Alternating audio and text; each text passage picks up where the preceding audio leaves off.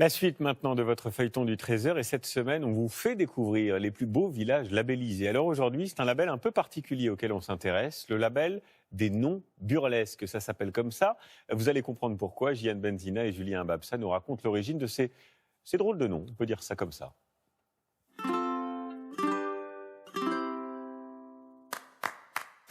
Certains villages vous donnent le sourire, rien qu'en prononçant leur nom. Il y a les étonnants. Bienvenue à Coubizou, Plumodan. Bienvenue en Douillet. Mais aussi Le Kiou, Bourgougnac, Saint-Pompon. D'autres, plus impertinents. Bienvenue à Concumon. Montéton, Cornu, Trécon.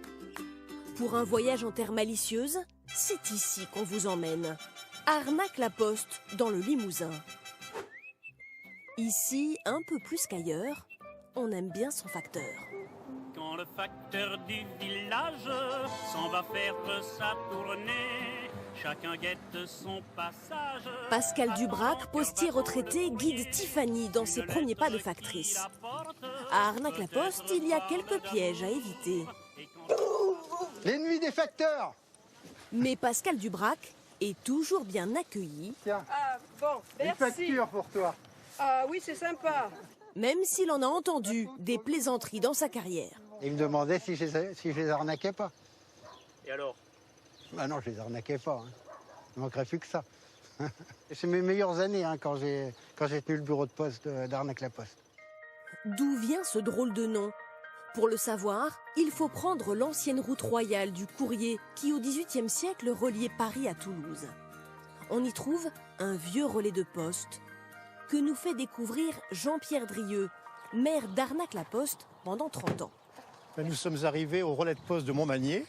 Arnac-la-Poste a une histoire en relation directe avec ce relais. Tous les 10 km, en gros, il y avait un relais de poste où on échangeait les chevaux qui étaient fourbus après une certaine distance. Jusqu'en 1742, le village s'appelle Arnac, qui signifie rocher surélevé. À plusieurs endroits sur les registres, on ne voit que Arnac.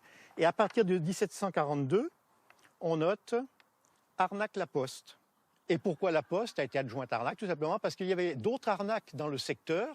Et pour éviter la confusion au niveau de la distribution du courrier, on nous a adjoint la Poste parce que nous avions ce relais de poste sur la commune d'Arnac-la-Poste. Poste d'Arnac-la-Poste, bonjour. Il y a quelques années, c'est grâce à son nom que le village a pu sauver son bureau de poste de la fermeture. Depuis, il s'est même étoffé avec des services de proximité, indispensables en zone rurale. Mais il faut parfois composer avec des noms plus compliqués. Dans l'Indre, un village de 2000 habitants, au nom, disons, revêche.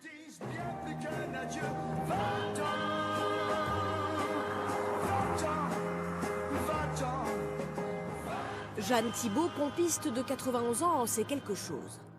Bonjour monsieur. Madame Thibault, bonjour, vous allez bien? Ça va et vous? Écoutez, avec le soleil.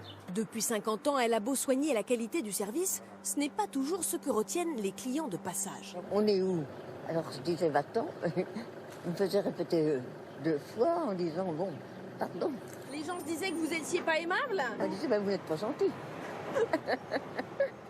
Alors est-ce qu'à Vatan, plus qu'ailleurs, il faut avoir le sens de l'humour? Oui, peut-être. Peut-être parce qu'on nous le fait très très souvent. C'est un nom qui fait qu'on retient en fait les choses.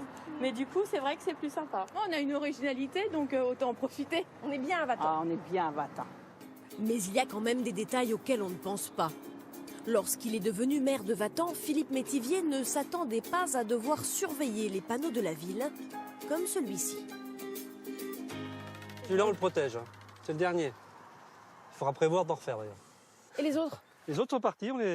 Ils sont certainement chez des personnes qui ont trouvé qu'il y avait de l'humour dans cette pancarte. On en avait 20. Donc, on est un peu usés.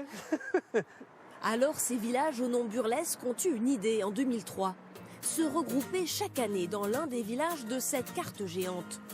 Faire la fête le temps d'un marché de terroir, où chacun apporte ses spécialités. Bonjour Philippe, bonjour Patrick.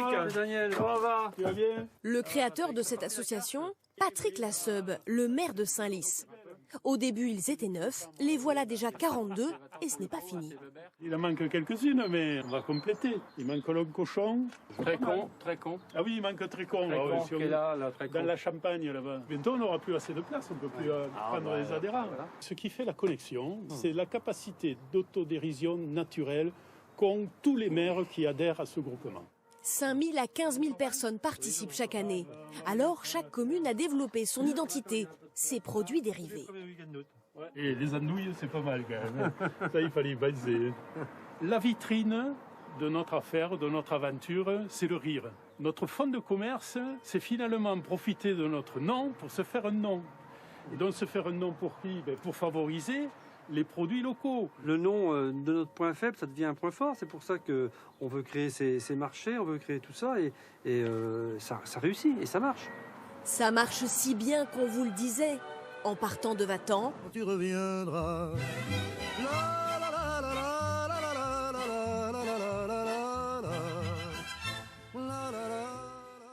Voilà, et à Vatan habitent les Vatanais. C'est comme cela qu'on dit. Très beau sujet.